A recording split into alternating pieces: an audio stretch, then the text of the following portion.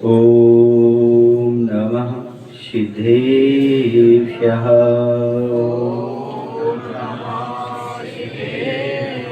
ॐ नमः सिद्धेभ्यः। जय श्री ओम नमः सिद्धेभ्यः।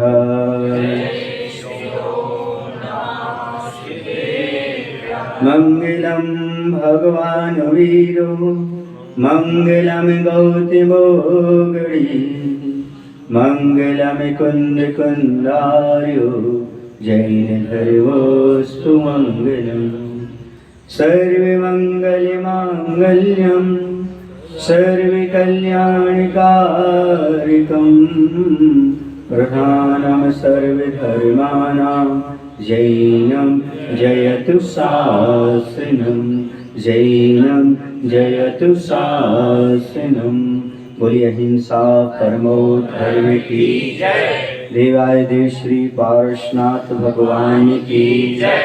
आचार्य कुंद कुंद महाराज की जय। गुरु नाम गुरु आचार्य श्री ज्ञान सागर जी महाराज की जय। आचार्य गुरुदेव भगवान श्री विद्यासागर जी महाराज की जय।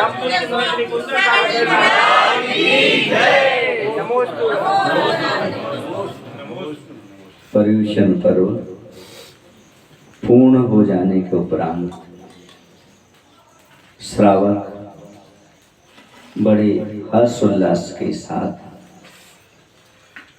बहुत सारे नियम लेते हैं कि 10 दिन में जो कुछ हमने सीखा वह आगे हमारे जीवन में काम में आए।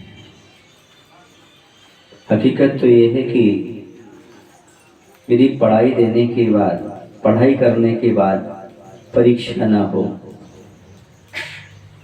और कठिन प्रश्न ना हो तो उत्तीर्ण नहीं होता। ऐसी बहुत सारे नियम पालने के उपरांत भी 10 दिन रहने के बाद जो कि तो उसी स्थिति में आ जाएं तो उत्तीर्ण नहीं होते। उत्तीर्ण वो होते हैं जो 10 दिन पढ़ाई की है वो अपने जीवन में अमल में आए। सुनना अलग चीज है, सुनने के साथ साथ जीवन में अमल में लाना अलग चीज है। एक बार की बात है कि एक राज्य में ऐसी व्यवस्था थी कि प्रत्येक नागरिक को उस राज्य का राजा बनाया जाता था, लेकिन कंडीशन ये थी ओनली 10 days, मात्र 10 दिन के लिए ही राजा रहता था। उसके उपरांत उसकी दशा ऐसी होती थी जैसी 10 दिन के बाद आपकी हो जाती। पर्यूषण के उपरांत वही घोड़ा वही मैदान। वहां पर व्यवस्था थी कि देश निकाला दे दिया जाता था। हाँ, सीधा कर सीधा। और कुछ भी नहीं दिया जाता था और जंगल में जाकर के तुम्हें पूरा जीवन व्यतीत करना है। ये प्रत्येक के साथ घटना घटती थी। एक भोला भाला आदमी था हमारे जैसा, वह गुरु महाराज के पास पहुंचा। मैं तो इसलिए अपनी प्रशंसा कर लेता हूँ क्योंकि मैंने जिम्मेदारी दुनिया को दे रखी है वो मेरी निंदा करे, इसलिए मैं अपने मन से ही प्रशंसा कर लिया करता हूँ कि कुछ ऐसे काम हैं जो प्रशंसनीय हो जाते हैं जब अपने जीवन को गुरु के चरणों में समर्पित कर देते हैं तब अपने आप प्रशंसा के साथ संयम में जीवन लगाना एक प्रशंसनीय है। ये शरीर है, निंदनीय भी है, प्रशंसनीय भी है, पूजनीय भी है। यदि गलत कार्य की ओर इस शरीर को लगाते हैं, गलत दिशा देते हैं तो यह शरीर निंदनीय हो जाता है। और यदि कोई समाज हित में कार्य करता है तो ये सम्माननीय हो जाता है, परोपकार में लगता है तो सम्माननीय हो जाता है। दूसरे का भला करता है तो सम्माननीय हो जाता है। और जब यही शरीर 5 पापों को छोड़कर, कसायों को छोड़कर, असंयम को छोड़कर, राग द्वेष को छोड़कर के आत्म कल्याण में लगा दिया जाता है तो पूजनीय हो जाएगा। पूज्यता अपने आप प्राप्त हो जाती है, प्रशंसा अपने आप प्राप्त हो जाती है। जो आज तक संसार में आपको टाइटल मिल रहे हैं ये आपकी करनी से मिलते हैं। ऐसा नहीं कोई आपको टाइटल दे रहा हो। किसी कोई नारद जी बोलता है तो किसी कोई शकुनी मामा बोलता है तो किसी को युधिष्ठिर बोलता है, किसी को कृष्ण जी बोलता है, किसी को देवता बोलता है, किसी को श्रेष्ठ बोलता है। ये सब उसकी करने से अपने आप टाइटल प्राप्त हो जाया करते हैं, कोई देता नहीं है। बीच में एक छोटा सा दृष्टांत और याद आ गया। एक लड़का था और हमेशा ऊट पटांग काम करता था। जब ऊट पटांग काम करता था तो लोग उससे मूर्ख कह करके चिढ़ाने लगे। जब मूर्ख कह करके उसे चिढ़ाने लगे उसे लगा ये गांव के लोग अच्छे थे, सभी लोग मुझे क्या कहते हैं, मूर्ख कहते, चल उस गांव को छोड़ दिया जाए। वह गांव छोड़ करके दूसरे गांव में चला गया। दूसरे गांव में गया ही है, प्रवेश ही कर रहा था, एक कुआं था। वो कुआं पर जाकर के पाट पर बैठ गया कुआं की, और पैर कुएं के अंदर लटका दिया। इतने में एक सज्जन वहां से निकले, बोले क्यों तुम मूर्ख हो क्या? ओह, ये उस गांव का तो नहीं जिस गांव से मैं आया। इसी कैसे पता कि लोग मुझे मूर्ख कहते? क्यों भैया, जिस गांव से मैं आया उसी के तुम हो? बोले नहीं। बोले तुम फिर कैसे जानते कि हम मूर्ख हैं? बोले तुम्हारी करनी दिखा रही, तुम्हारी क्रियाओं से ज्ञात हो रहा है कि तुम मूर्ख हो।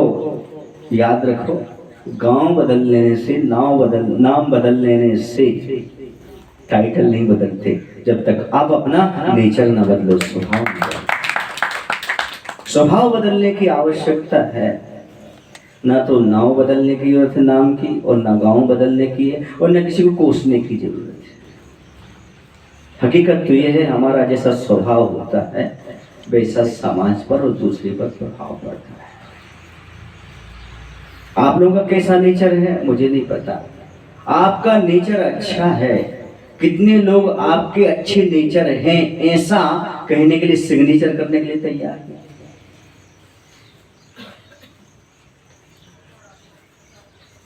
परिवार के लोग, समाज के लोग बहुत मुश्किल है। हमने ऐसा नेचर बना रखा है कि हमारा नेचर अच्छा है, ऐसे कोई सिग्नेचर करने के लिए तैयार नहीं। तो ऐसे नेचर से क्या फायदा है? आचार्य कहते हैं कि ऐसा स्वभाव हो आपका कि जिस पर सारी समाज पर, अड़ोस पड़ोस पर, सब पर आपका प्रभाव बन सके। ये सब व्यवहार के चमत्कार हैं कि जीवन में बहुत सारे लोग प्रभावित हो सकें, वह भी धर्म मार्ग पर अच्छी तरह से लग सकें। इसलिए सोचने की आवश्यकता है, विचार करने की आवश्यकता है कि हमारा नेचर कैसा हो, दूसरे का नहीं। प्राय करके हम दूसरे के स्वभाव की टीका टिप्पणी करते हैं, कभी अपने स्वभाव को हम देखने का प्रयास नहीं करते। आचार्य कहते हैं दूसरे की ओर देखना अच्छा स्वभाव नहीं है, दूसरे के बारे में टीका टिप्पणी करना अच्छा स्वभाव नहीं है। अपने बारे में सोचो तो अच्छा स्वभाव, अपने बारे में चिंतन करो, विचार करो कि हमें कैसा नेचर बनाना है। एक बार किसी व्यक्ति से पूछा, अच्छा व्यक्ति था, उससे पूछा भाई तुमने तमीज किससे सीखा? उसने जवाब दिया बदतमीजों से।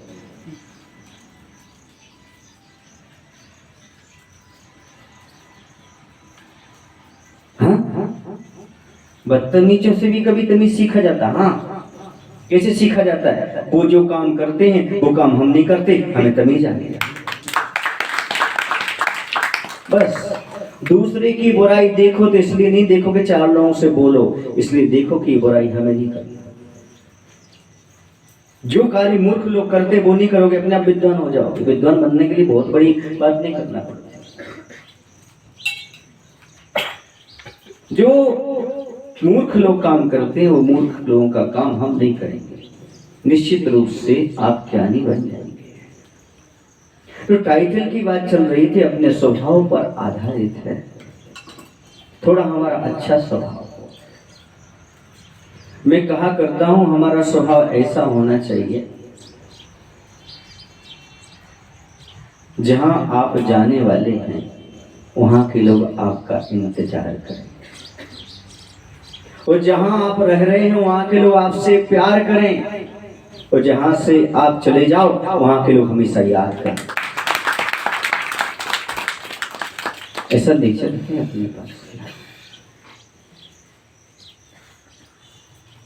जहां आप रह रहे हैं वहां के लोग आपसे प्यार करते हैं क्या? आपको चाहते हैं, पसंद करते हैं क्या? जहां आप जाने वाले वहां के इंतजार करते हैं, यही सोच रहा हूँ ये आ रहा है भैया। ऐसा नेचर क्यों बनाया आपने? आप लोग याद करते, याद तो करते हैं हमारे, पर अच्छी में कोई याद नहीं करता। इसलिए कुछ ऐसी बातें हैं जो पर्युषण पर्व के उपरांत 10 दिन जो सीखा है वो आना चाहिए। हम सीखते हैं, ऐसा लगता है प्रवचन दूसरों के लिए है, लेकिन आचार्य कहते 100 अध्याय, स्वयं का जहां पर अध्याय शुरू होता है वहीं से स्वाध्याय शुरू होता है। दूसरे का अध्याय नहीं पढ़ना, स्वाध्याय में स्वयं का अध्याय पढ़ना है। यदि स्वयं का अध्याय पढ़ लिया तो आपने समझो स्वाध्याय कर लिया, ये समझा कि ये शिक्षा हमारे लिए है। जैसे कहा कि क्रोध नहीं करना, ये दूसरे के लिए नहीं है, अपने लिए। अहंकार नहीं करना, ये दूसरे के लिए नहीं, अपने लिए है। मायाचारी नहीं करना, ये दूसरे के लिए, अपने लिए है। लोभ नहीं करना, ये दूसरों को नहीं, अपने लिए। समझ गए आप संकल्प कर सकते हैं इस निर्माणाधीन नए मंदिर में कि हम मंदिर जाएंगे तो निज दर्शन या जिन दर्शन करने जाएंगे, कभी दोष दर्शन करने नहीं जाएंगे। हमारी कैसी स्थिति है? दूसरे में दोष है इसलिए दिख रहे हैं कि हमारी दोष देखने की दृष्टि ही है। प्रश्न यहां पर खड़ा हो जाता है। सामने वाले में दोष है इसलिए दिख रहे हैं कि हमारी तो दृष्टि ही है, हमें तो देखना ही है। लॉजिक है इस बात में, तर्क है इस बात में। हमारी दृष्टि ही है कि वास्तव में दोष है। जिसकी दृष्टि में दोष है या जो दोष दृष्टि वाला है वो तो परमात्मा भी दोष ढूंढेगा, भगवान में भी दोष ढूंढेगा। लेकिन हकीकत कहीं दोष है तो सच समझें कि हम किसी सामने वाले पर दोष लगाने से पहले क्या हमने अपना आईना, कभी आईने में चेहरा देखा है? ऐसे जब व्यक्ति विचार करता है तो कभी किसी पर आरोप नहीं लगा सकता। ऐसा कोई संसार में इंसान नहीं जिसमें कोई गुण ना हो, और ऐसा कोई इंसान नहीं जिसमें दोष ना हो। बस हमारी दृष्टि है किस ओर जाती है। हम 50 गुणों को गौण कर जाते, एक छोटा सा दोष लेकर के बैठ जाते। ये बहुत बड़ी कमजोरी है मानव मन की। बस भगवान के दर्शन करते हुए पर्युषण पर्व में 10 लक्षण में रहते हुए इतनी शिक्षा ले लो कि यदि आदमी के अंदर 10 अवगुण और 1 गुण है तो मेरी दृष्टि भगवान गुण की ओर जाए, अवगुण की ओर। समझो पर्युषण पर्व में आपने कुछ उपलब्धि किया है, वरना यूं ही हमारा 10 दिन 10 वर्षों से नहीं, कुछ लोगों तो 50 वर्षों से निकल रहा है। किसी के 60 वर्ष बीत गए, किसी के 80 वर्ष बीत गए, लेकिन रहे कोलू के बैल। कोलू का बैल कितना भी चले, लेकिन जब सुबह देखते हो कितना चला तो कहाँ रहता है? वहीं को नहीं रहता। हमें वहीं को ही नहीं रहना। पर्युषण की हमने यात्रा की है तो ये हमारे जीवन को परिवर्तित करने वाली होना चाहिए। जीवन में कोई अच्छा अमल आना चाहिए। गुरुओं का उपदेश हमारे जीवन में सुनने के लिए नहीं, गुनने के लिए नहीं है, बल्कि अनुकरण करने के लिए है। उसका अनुकरण होना चाहिए। तो अपन कहानी पर थे, पुनः वहीं लौटाते हैं। उस राज्य का नियम था कि राजा बनाने के बाद 10 दिन के बाद उसे निकाल दिया जाता है और ऐसे जंगल में छोड़ दिया जाता है जहाँ कोई व्यवस्था नहीं होती। तो वो भोला भाला व्यक्ति था, मैंने बताया था ना, हाँ, आप जैसा। और वहाँ एक गुरु महाराज के चरणों में गया, बोले महाराज बहुत बड़ी आपत्ति है, पूरे जीवन का सवाल है, इतना तो निकल गया, आगे क्या करूँगा, मेरा कल नंबर है, मुझे राजा बनना है। अरे भैया, दुनिया के लोग तो राजा बनने के लिए तरसते हैं, लड़ाई किस चीज की? मुझे राजा बनाओ, मैं राजा हूं, और क्या चीज है समस्या? पद की भूख आदमी के लिए पत्तलित तक करने तैयार हो जाए। बहुत मुश्किल है संसार में भगवान के पदों में रह करके आत्म कल्याण करना बहुत कठिन है आज। जबकि सबसे सरल काम है ये, भगवान के गुरु के चरण पकड़ लो, हमें और कोई पद नहीं चाहिए, हमारा कल्याण अपने।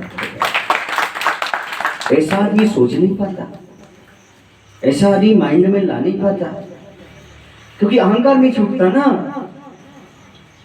पर मैं कहता हूं जितने भी संसार के पद हैं, इन सब के पीछे बाद में भूत लग जाता है। क्या लग जाता है? हाँ देखिए ना,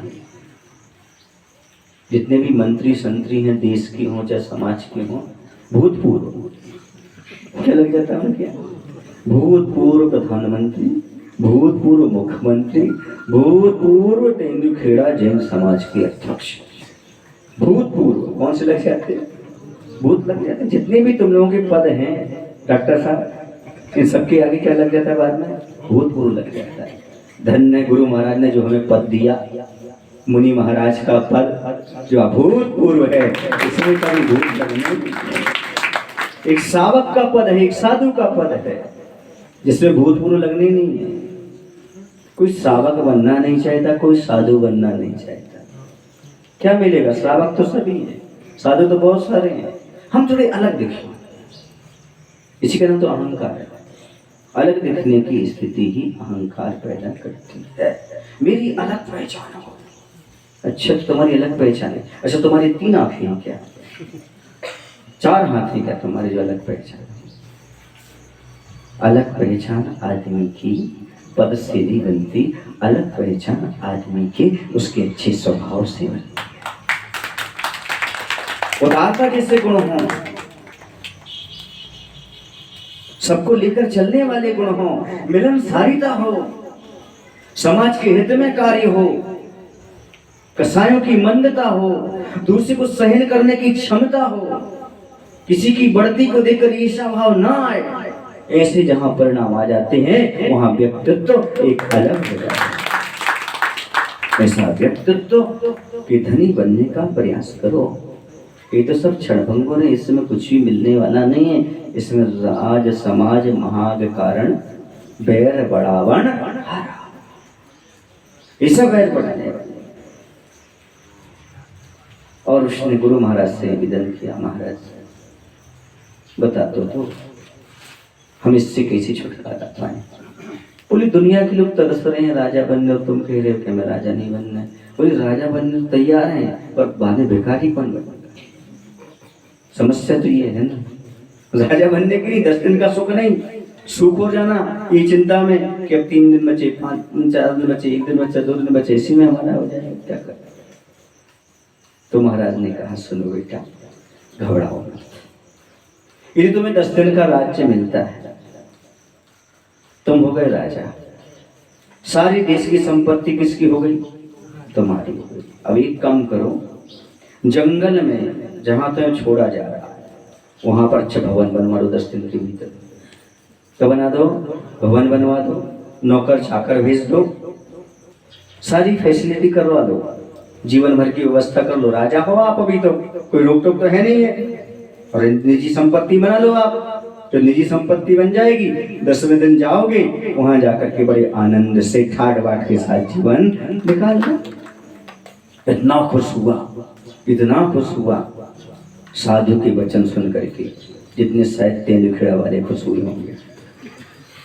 ताली नहीं बजाई तो आप लोग खुशी नहीं हुई हमारे वचन सुन करके? ये भगवान समझ नहीं पाए कि अच्छा नहीं लगा। प्रवचन सुन के अच्छा नहीं लगा आप लोगों को? कितने लोगों को अच्छा नहीं लगा? अच्छा, कितने लोगों को अच्छा लगा? अच्छा लगा राजी, बड़े रहस्य वाले शब्द से इतनी उम्र में आप समझ गए? बहुत बढ़िया।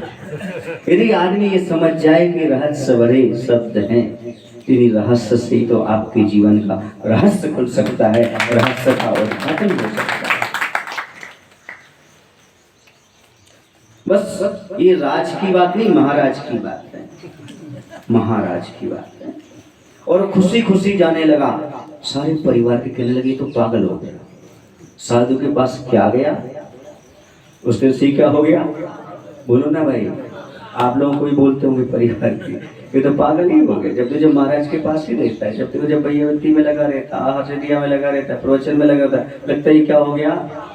हाँ, समझ रहे, ट्रिपल हो गया लगता है। ऐसी दशा है, क्या सकते। ट्रिपल का मायने आप समझ गए? तो क्या करें, बड़ा मुश्किल हो गया।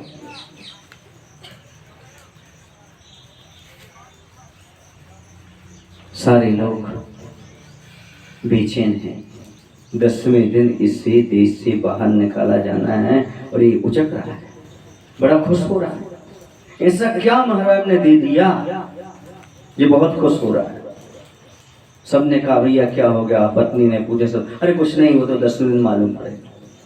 ये महाराज की बात है और राज की बात है। राज को राज रहने दो और महाराज को महाराज रहने दो। महाराज सब राज जानते हैं, कोई राज उनसे छुपा नहीं, पर महाराज किसी राज का उद्घाटन नहीं कर सकते, क्योंकि महाराज तो उनका तो ये भाव है सबका कल्याण हो, जीवन भर की सबकी व्यवस्था हो, सब अपना कल्याण में प्रवृत्त हो, कोई भी दुखी ना हो, ना अपने आप से दुखी हो, ना औरों से दुखी हो। हकीकत तो ये है, ना तो कोई अभाव से ज्यादा दुखी है, सुने आप लोग ना किसी के प्रभाव से दुखी है, आदमी तो अपने स्वभाव से दुखी है। किसी का अभाव हमें कुछ देता नहीं, किसी का प्रभाव हमें कुछ देता नहीं, फिर क्या करें? हमारा नेचर ही ऐसा है, हमारा स्वभाव ही ऐसा है। एक सज्जन बोले, महाराज जी मैं बहुत परेशान हूँ। मैंने किस चीज से? बोले सर आपसे। बोले पता नहीं, जब मैं पी लेता हूँ तो कैसा हो जाता हूँ। तो मैंने कहा भाई वो छूटती क्यों नहीं? तो बोले आदत से लाचार हूँ ना। आदमी जानता है कि मैं आदत से, फिर दोष किसको देता है? सर आपको। इसी प्रकार से आदमी जानता है कि मेरा नेचर ठीक नहीं है, फिर भी दूसरे को दोष देने का एक उसका उपक्रम बना रहता है। महाराज ने उसके लिए बता दिया, खुश हो गया और खुशी खुशी बस जैसे वह राजा बना, राजा बनने के उपरांत उसने जैसा महाराज ने कहा था, किसी की नहीं सुनी। किसकी सुनी? मात्र महाराज की। कल्याण उनका नहीं होता जो दुनिया भर के लोगों की सुनते हैं, कल्याण उनका होता है जो गुरु महाराज की सुनते हैं। गुरु महाराज की सुनने वाले। आप लोगों का मोबाइल होता है ना, मोबाइल, उसमें कौन सी बात सेव करते हो आप? अपने मतलब की कि बेमतलब की? बहुत से मैसेज आते होंगे, क्या कर देते आप लोग? उसको डिलीट कर देते। बस यही कहना चाहता हूँ, अपने जीवन रूपी मोबाइल में दुनिया भर की बातें डिलीट कर दो, जो गुरु महाराज करे उसे सेव कर लो, जीवन में कल्याण उसे सेव करके चलो। पर क्या करें, महाराज की बात तो प्रवचन सभा में हुई, बाहर डिलीट, पर बाहर पर अपनी सुनी, दुनिया भर की सुनी। वो दुखदाई है जी, वो दुखदाई है। वो तो ऐसा हुआ, कैसा हुआ बताएं आपको। एक आदमी एक मिठाई की दुकान पर गया। उसने कहा भाई आपके यहाँ मिठाइयाँ हैं? बोले हैं। बोले कितने प्रकार की? 10 प्रकार की।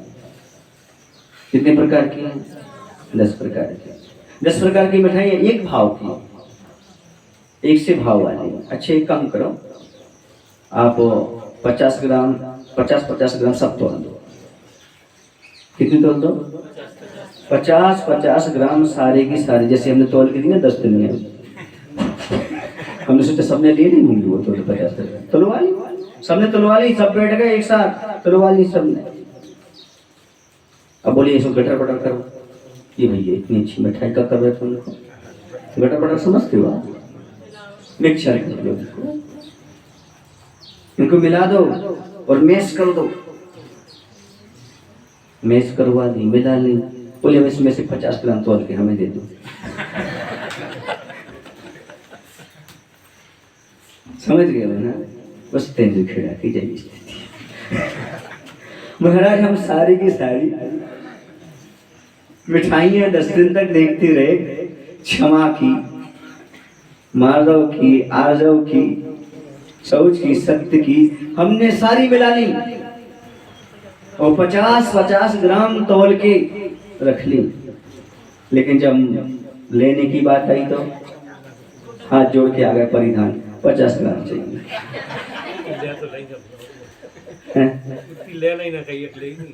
अरे भैया उतनी खराब हुई देख लो पहले, सामने वाले की तो ग्राहकी खराब हो गई, वो आगे क्या करेगा पूरा का पूरा, ये तो सोच लो आप।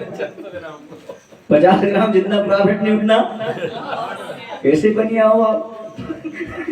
जितना प्रॉफिट नहीं उतना क्या हो गया? लॉस हो गया। सोचो, आप ये समझ रहे हो कि दूसरे का लॉस हो रहा है, दूसरे का लॉस नहीं हो रहा, किसका हो रहा है? खुद का लॉस हो रहा है। सामने वाला द्वारा मिठाई भी नहीं देगा, वो जानता है कि इनके पास कुव्वत नहीं है खरीदने की, गटर बटर भर करते रहते हैं, लेते नहीं है। जीवन भर की अहमियत समाप्त हो जाती है एक चतुराई दिखाने मात्र से। इस चीज को कभी भूलना नहीं चाहिए। और उसने अच्छा नगर के बाहर भवन बना लिया और सारी की सारी व्यवस्थाएं करवा ली और एक छोटा सा मंदिर भी बनवा लिया ताकि जिनेंद्र भगवान की वंदना सारी व्यवस्थाएं करो। राजा है, सब कुछ कर सकता है। और बड़े आनंद का अनुभव किया उसने। आप लोग क्या करवाना चाहते हो? क्या करना चाहते हो? 10 दिन के राजा तो आप लोग बन चुके, पर्यूषण पर्व में। अब वैसे भटकना चाहते हो या गुरु की बात सुन करके कुछ तैयारी आगे की करना चाहते हो? जो आपने नियम संयम पाला है उनका अभ्यास जीवन भर बनाए रखोगे तो निश्चित रूप से आप लोग आनंद का अनुभव करोगे। लगभग मुझे टाइम का मालूम था इसलिए मैंने देखा 9:35। तो ये जो स्थिति है क्या वो आप भी निर्मित कर सकते हैं, जैसे उसने निर्मित की, जीवन भर के लिए आनंद का अनुभव किया। ऐसे आप भी कुछ अपने जीवन में छोटे छोटे नियम लेकर के और बहुत कुछ अपने जीवन में कर सकते हो। एक व्यक्ति था जो कभी कोई नियम नहीं लेना चाहता था कि कोई सप्त व्यसन का सेवन करता था। एक बार महाराज के पास पहुंचा, महाराज ने कहा एक छोटा सा नियम ले लो बैठा। बोले क्या? बोले झूठ बोलना बंद कर दो, चोरी करो, हमें कोई दिक्कत नहीं, जो भी तुम करते हो जीवन में काम करो, पर एक छोटा सा नियम ले लो। जीवन में क्या नहीं बोलना? क्या बोलना? झूठ नहीं बोलना। क्या नहीं बोलना? झूठ नहीं बोलना। उसने कहा ये नियम तो चल जाएगा, झूठ नहीं बोलना। वो घर से चोरी करने निकला। पिताजी ने पूछा बेटा कहाँ जा रहे हो? शर्मिंदा हो गया, झूठ बोलना नहीं है, बैठ के रह गया, चोरी नहीं कर पाया। दूसरे दिन नशा करने के लिए जा रहा था। पिता ने बोला बेटा कहाँ जा रहे? चुपचाप बैठ गया। जैसे बैठ गया चुपचाप बैठा। उसे लगा महाराज बड़े चतुर है। मैं तो समझ रहा था कि मैं ही चतुर हूं। मैं अपनी चतुराई दिखाने गया था कि एक छोटे से नियम तो है, पर पता नहीं भैया, ये महाराज तो घाट घाट का पानी पी रहे थे। ये महाराज तो दुनिया से घूम करके आए हैं। हम तो समझ रहे हम चतुर हैं। अरे भैया, अब मानना पड़ेगा, जिन्होंने इंद्रिय और मन को जीत लिया है, ऐसे मुनिराज के सामने चतुराई नहीं चलती। आज तो मेरा कायाकल्प हो गया, आज तो मेरा कायाकल्प हो गया। और महाराज के पास गया, बोले महाराज जी, आज से मैं सप्त व्यसन का त्याग करना चाहूँगा। बोले क्यों बेटा, एक ही नियम तो दिया था। बोले आपने तो हमारी नस पकड़ ली। क्या पकड़ ली? वैद्य पूछते नहीं है तो मेरा कौन सा स्वास्थ्य खराब है। वैद्य क्या देखते हैं? नाड़ी देख लेते हैं। और हम लोग ऐसे वैद्य हैं, आपका चेहरा देख करके भांप लेते हैं। नाड़ी देखने की आवश्यकता नहीं पड़ती। तो समझो, अपने जीवन में सब कुछ अच्छा होते हुए भी कभी कभी ऐसा होता है, भोजन बनता है, भोजन बनने के उपरांत सबको बड़ा स्वादिष्ट लगता है, सुने ना, लेकिन यदि उसमें एक छोटा सा कंकड़ घुस जाए तो क्या होता है? भोजन किरकिरा नहीं बेटा, खाने के बाद आदमी थू थू करता है। किरकिरा तो किरकिरा की जगह है, समझ में आया? वो तो खाएगा नहीं, ये करता क्या है, मुंह में चला जाएगा। तो ये कहना चाहता हूँ, अपने जीवन में सारे काम अच्छे करो, पर अहंकार मत करो। क्योंकि अहंकार का कंकड़ यदि आ जाता है तो जो भी मुंह में लेता है वो क्या कर देता है। इस चीज को ध्यान में रखते हुए कार्य करें। आप लोगों ने बहुत अच्छे से पर्युषण पर्व किया, सब कुछ अच्छे से संपन्न हुआ। बस इतना ध्यान रखना, आगे कुरकुरा ही बना रहे, किरकिरा ना हो। कंकड़ से बचने का प्रयास करो। सब्जी में जीरा तो हो, पर आटे में नमक भी चल जाएगा, पर क्या नहीं होना चाहिए? कंकड़। ये सफेद है, ये सफेद है नहीं, कंकड़ अलग चीज है और नमक अलग चीज है। तो ये चीज यदि ध्यान में रखते हैं तो निश्चित रूप से हमारा स्वभाव, नेचर बहुत अच्छा बनता है। जैसे भी आप लोगों ने सारे कार्य निर्विघ्न संपन्न किए, हमारी भावना है, हमारा आशीर्वाद है, चतुर्मस्तक ऐसे ही निर्विघ्न आपके सारे कार्य होते रहे। और चिंतन की बात यह है आप लोगों के लिए कि जिस स्थान पर अपन बैठे हैं, ऐसी भावना भाव एक बार आचरण बन के यहाँ पर चरण पर जाए और इस स्थान का कायाकल्प हो जाए और एक अद्भुत मंदिर का निर्माण हो जाए। क्योंकि यहाँ बीच रोड पर, अर्थात नाक, इसके बारे में विचार करो। यहाँ से जो भी यात्री निकलेंगे वो भगवान के दर्शन कर सकते हैं और ऐसा अद्भुत मंदिर हो, ऐसा अद्भुत मंदिर हो। मेरी भावना है कि आचार्य भगवान जब भी आए, कितना अच्छा दूर से शिखर दिख रहा है, ऐसा आचार्य के लोग से निकले तो बड़ा आनंद है। बोले महावीर भगवान की जय, आचार्य विद्यासागर जी महाराज की। बोले हे प्रभु, हम सभी को इतनी शक्ति, इतनी बुद्धि देने की कृपा करो ताकि हम अपने जीवन में प्रभाव को, अभाव को एक तरफ रखकर स्वभाव को सुधारने का प्रयास करें। नमोस्तु महाराज जी, नमोस्तु। बोलो आचार्य गुरु विद्यासागर जी महाराज की, परम पूज्य मुनि श्री कुंतु सागर जी महाराज की। हमारे बीच में इस वर्षा युग के ध्वजारोहण करता पधारे हैं आम गांव से श्री राजेश जी। आए सपरिवार और मुनि श्री के चरणों में श्रीफल समर्पित करें। आदरणीय राजेश जी आम गांव से। बंधुओं, परसों 22 तारीख को चिन्मय सागर सभागार में आगामी 24 तारीख से जो इंद्रध्वज महामंडल विधान का आयोजन रखा गया है, उसके मुख्य पात्रों का चयन होना है एवं क्षमा वाणी कार्यक्रम भी प्रातःकालीन वेला में आयोजित है।